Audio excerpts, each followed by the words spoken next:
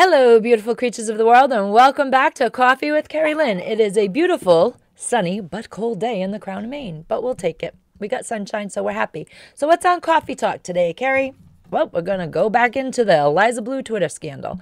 I did 2 previous videos on this, so go take a watch on them if you want to know more of what's going on, spilling the tea, and I think the Twitter gossip or something, so you can find them. I don't have a lot of full feature videos up. I have more shorts than full features because I like doing shorts better. Less stressful. So who is Eliza Bleu? Eliza Bleu is a human trafficking survivor and a human trafficking survivor advocate. And she has been doing the podcast, YouTube talk show circuit since about 2020, I think. I first saw her on Timcast IRL. And I thought she was pretty convincing, and she did some good work. And I've been following her, when she does other podcasts and does other people's YouTube shows and such. And I was pretty impressed with her. I didn't think nothing of it, she did some quirky things, but I was like, whatever. I really didn't pay much mind to it. But in 2022, people started investigating, and the times that she said the time period where she said she was trafficked, they started punching holes in it, and people have questions that they want answered. So, what happened? Full disclosure, I follow Brittany Venti both on YouTube and on her Twitter, and I follow The Quartering both on YouTube and on his Twitter. So, I kind of caught wind of this as it was happening within days of it happening, the ban on the lockdown on the Twitter account. So, somebody sent Brittany Venti a video from World Star. World Star was up on their website. Hip-hop video featuring Eliza Bleu.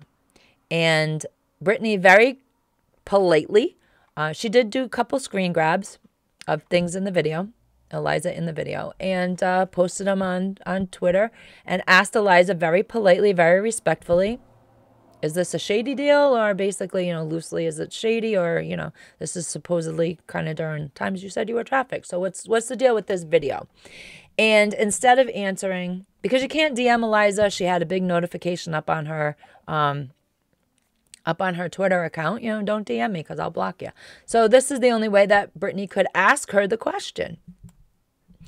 What's with the video? You were trafficked during this time. You all right? Type of thing.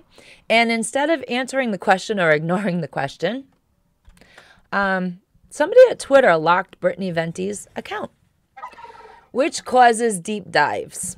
It does. It causes deep dives. So who's banned because of Eliza Bleu on Twitter so far? It's Brittany Venti, The Quartering, Yellow Flash, and Defango. And the list is growing because as these tweets are shared, more and more people are getting banned from it. Turns out that Eliza has worked very openly and very publicly with Twitter to clean up the CP. Everybody knew about it. She's become very close with staff at Twitter and Elon Musk himself. And she's doing good work doing that. Nobody takes Eliza's good work away from her. She has been doing great work as an advocate, bringing attention to human trafficking. And it's a big problem, and it's an ugly problem. It's a disgusting problem, and she has helped to clean the Twitter problem up. So, I mean, you can't take the good things that she has done away. Absolutely not. And that's not what anybody's trying to do. But Eliza is very, very friendly with Ella Irwin on Twitter, the safety girl. Eliza did receive last night, there is a photo of Eliza on her Twitter account. By the way, she looked beautiful. She had a photograph of her and her lawyer, Danny. And she was accepting an award last night. The Polaris Star Awards. Survivor Leader for Survivor Advocate for the Minor Survivors of Twitter. So that's the award she got. She's done good work. But now the past is being dug into because we all, when they were kids, they threw up all their moments of life on the internet. During the times that she says she was trafficked, she was on the TV show Blind Date. She was hanging out with Jeffree Star before he became Jeffree Star. She was dating a band member of My Chemical Romance. She was married to someone else. She was doing these hip hop videos for World Star. I guess there's like 6 or 7 other videos that have come out since. And all of this while she was being trafficked.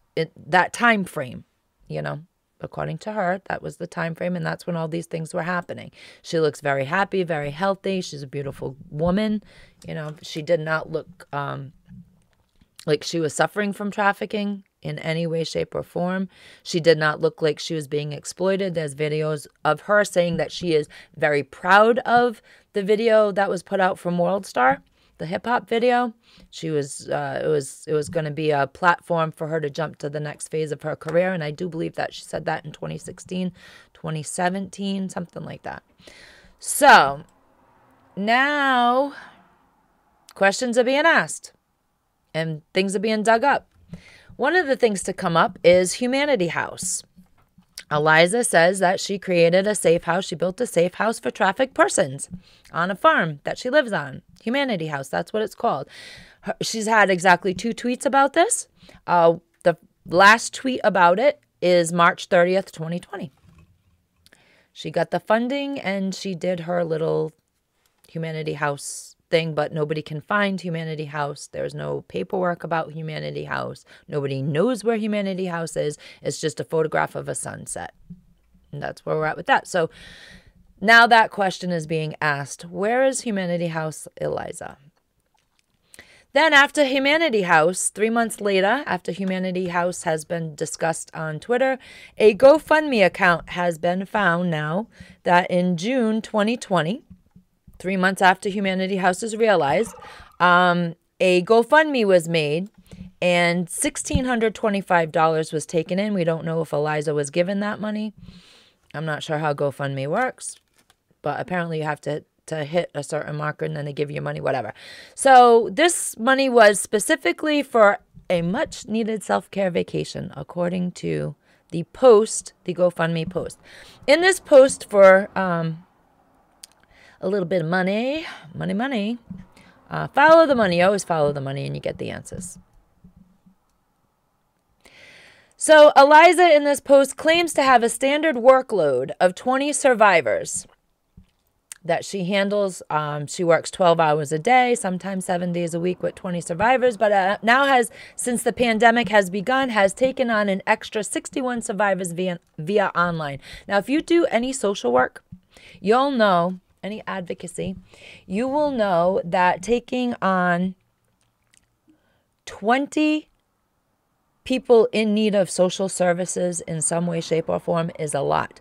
To add an extra 61 online for any person in any form of social service work, especially someone who does not have a degree in social services, is a lot of work. It's a lot mentally, physically, emotionally. She's a survivor advocate. She takes the survivor story and brings it to the forefront. She helps these survivors in court, She brings it to the forefront. If a survivor can't speak for themselves, she's their voice. So that's a lot. That's a lot of survivors. It's a lot of cases to take on. And she's asking for money because, she needs to relax and rest from that. And she makes no money. She does this voluntarily in her spare time is what she says. It's what she said on many, many interviews. She takes no money from it. And she does it on her spare time, but she's pulling 12-hour days, 7 days a week with 81 survivors. Okay. So that was that. Then in November 2020, she is on Hotep Jesus's podcast, where she lets his audience know that Hotep, shout out to Hotep, love you guys. I mean, fantastic people on the internet. I'm telling you, and they do amazing work. So Hotep isn't sharing his super chats. That's what she has to tell the entire audience live on the podcast. So she gives out her Cash App account in case anybody wants to flip her some cash. The Grifties were yesterday. Uh-huh. So Hotep, he's live, and suddenly he's like, okay, dudes. And he announces, off the cuff, that 50% of the chats will go to Eliza's cause, which Eliza promptly corrects him and tells him they're going to her to pay. She don't have internet. She don't have good internet. She don't have good computer equipment. Whatever. Money, money, money, money. In the same period of time that she says she was trafficked, she's also in videos directing people on how to chat her up. You can text her at that time on Chatstar. What's Chatstar, Kerri? Chatstar is a cam girl website where we, All right. So in 2021, another GoFundMe account is discovered, where she asked supporters for funds to travel and speak at Freedom Fest 2021. She says she's a last-minute booking, and the fest ran out of money to bring her out. So she needs a plane ticket, she needs a rental car, she needs a hotel room, and she's on GoFundMe looking for that for you, her supporters at that time, to send her to Freedom Fest 2021 because they can't help her pay for that, and it's, she needs to advocate her cause. All right. December 2021, Eliza sends an email to Masonic Lodge number 822 explaining her cause. Every year, the Masons pick charities to support, and they donate to these charities. This is just a thing that the Masons do. So Lodge number 822 ends up giving Eliza $900. And that is to usually exchange. You do something for the lodge or something for your cause in the name of the lodge, whatever. And make sure that, recognition, further your cause. So she takes the money, but apparently she takes the money and runs. Ooh, ooh, ooh. Okay, Eliza. So the funds went into her Eliza Knows PayPal account, but to be fair, on your PayPal account, you just can't change your last name. Eliza goes by the name in the past of Eliza Seep, Eliza Cuts, and Eliza Knows, and these are during her trafficking era days. She goes by those three names, and now she is Eliza Bleu. So to be fair, you just can't change your name on your PayPal account. So that's a given. So what people want to know is where's the charity money going to? Where's the charity accounts, the business banking accounts of the charity? Where's the 501c? Where's the paperwork? Where is everything? So Eliza Knows, from which she gets the PayPal money from Masonic Lodge number 822, goes into the Eliza Knows PayPal account. And Eliza Knows is also the name she used when she did the video with WorldStar, which caused the commotions, which now all the links to those videos have been taken down, and the video has been removed from the WorldStar website. In 2022, Michael Malice has Eliza on his podcast, You're Welcome. It is episode number 156, where Eliza is wearing a tiara and explains she was trafficked. And it's actually one of the only not good explanations, but the only explanations of how she was trafficked. So Eliza goes on to say in her tiara, someone used a photograph of her to create a fake social media account, which directed men to a site where the, camgirl sites and such. So I have never heard somebody explain their sexual exploitation, their sexual abuse being that of which somebody has taken their photograph, catfished men to different sites, set up fake social media sites, and catfished men to those sites to have talk with women. So Michael Malice to that says, oh, kind of like identity theft. This is all loose. These are not quotes. And so it's identity theft. It's identity theft. I wouldn't say if somebody took a photograph of me and catfished men, which they would never do. I mean, look at me. I ain't no OnlyFans material, guys. That's why we're here on YouTube doing Coffee with Kerri-Lynn, because it was either this, which we're not monetized for. So, hey, subscribe, smash the like button.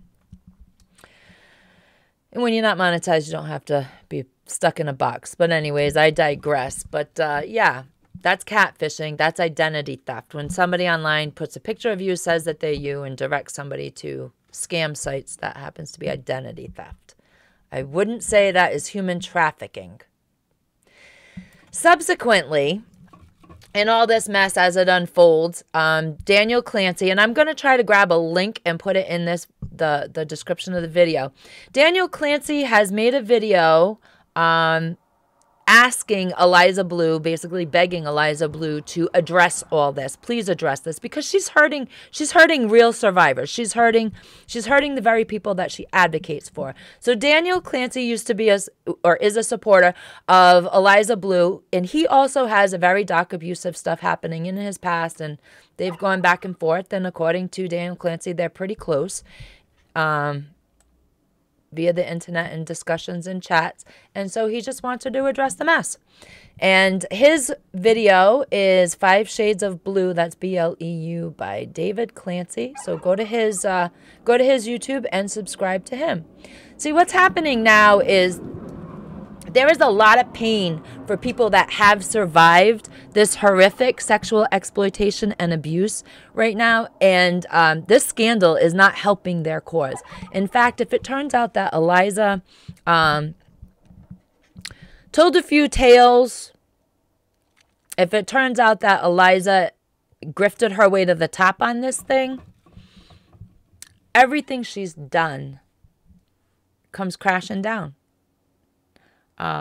And it's hard because you don't want anybody who has done such good things, brought awarenesses to, had issues fixed. You don't want them. I mean, I want Eliza to win. I really do. I'd like an explanation, but I want her to win. Because if she doesn't, the problem is, people are not going to believe real survivors. They're just not gonna.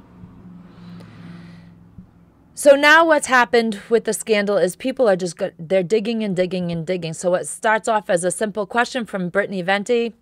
Can you give clarity to this video and your timeline of your past? It's now because instead of just either ignoring the question or answering the question, bannings happened on Twitter. The lockouts happened on Twitter accounts. And now people are searching the safe houses. They're dipping into every aspect of her background. They're dipping into her dating the band member of My Chemical Romance. They're dipping into her influencing when she was younger. They're dipping into everything. Now they want to know, where's the charity work? Where's the paperwork for your 501c work? Your paperwork there. They're dipping into Eve's Angels. She says Eve's Angels saved her. And there's stuff with Eve's Angels, some stuff that they're dipping into that isn't kosher there. Dirt and grift. And survivors are starting to state that they believe her story is fraudulent because she's not acting like a survivor. So what does a survivor of sexual exploitation and abuse act like? When you are sitting, I'm not an advocate. I don't work with people like this. I do know people that were sexually abused and sexually exploited. Their friends, their family members, domestic violence, domestic abuse, child abuse. And their stories are painful. And they act a specific way. And that is not the way I have seen Eliza act. I mean, she doesn't want to disclose her story. She never does in any interview. But she is, well, I guess if she's wearing a tiara in interviews and she's always, there's a mental issue there because of the abuse. And people who have been abused and sexually exploited have fractured. They're mentally and emotionally damaged. And it's for life. It's for life. But they don't go around seeking the limelight. They gray man people who have been exploited sexually or abused sexually. Women. I can't speak for men. I don't know any guys who have been sexually abused at all or exploited in that way, but I do know I have women in my life that have been, and they gray man. They do not wear makeup anymore. They do not, if they are beautiful women, and they just want to go unnoticed. And that is the opposite of what Ms. Bleu is doing. She's, you know, but that's her way of handling it. That's her way of handling it. But what happens with these stories is it hurts the anti-trafficking movement, and it hurts the women and men and children that have been exploited and abused. Because if this turns out, I hope it turns out that Eliza did not lie. I hope she told the truth. But if it turns out that she was fraudulent in any way, shape, or form, I mean, they're digging it. They're looking for charity, 501c accounts. They're looking to find out what happened to this humanity house, this safe house that she built. They're looking into why she did GoFundMes. They're just every aspect of her life. And the more people look, the more links that are coming down, the more suspicious it's all looking. And yeah.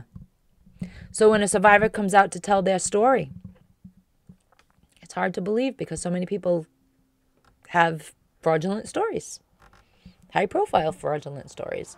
So I hope that it all turns out that Eliza was telling the truth the entire time. This is hard and this is heavy, guys. It's hard and heavy.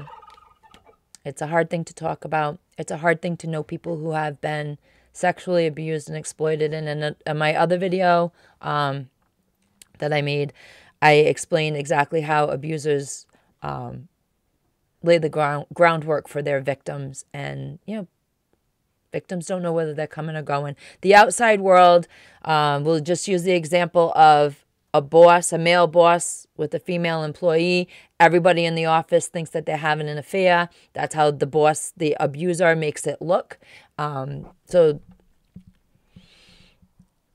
the office is like, well, she deserved every bit that she got because she was having an affair with them. And when the case was, you know, things were being held over heads. And that's how it works. And of course, it always ends, generally always ends with the abused woman hanging her head in shame and going away, and the abuser being, oh, you know, I had an affair with her and she's crazy, broad. She's crazy. She's crazy. So I hope that this works out in favor of the anti-trafficking movement not getting too hurt. If you have been exploited, remember, it is not your fault. You have survived. It's a club you don't want to be in. You've survived. Get out of bed every morning, hold your head up high, and walk into your future. You've survived. There are people that understand. You know, and the other bad part about this is survivors told Eliza their story in order for her to advocate for them. So this is another reason why I hope Eliza is not lying about stuff, because now she holds forever. She holds forever stories of people who were abused in the most horrific fashion. And what can come of that? What can come of that? Survivors generally only talk to other survivors or very well-trusted people in their lives. They don't go around telling their story to everybody. So I don't know how to close this video. It's a shitty video. It's a sucky video big time. But I guess I should close it as I close every video. Carpe diem, beautiful creatures of the world. Because nobody promises you a tomorrow. Much love.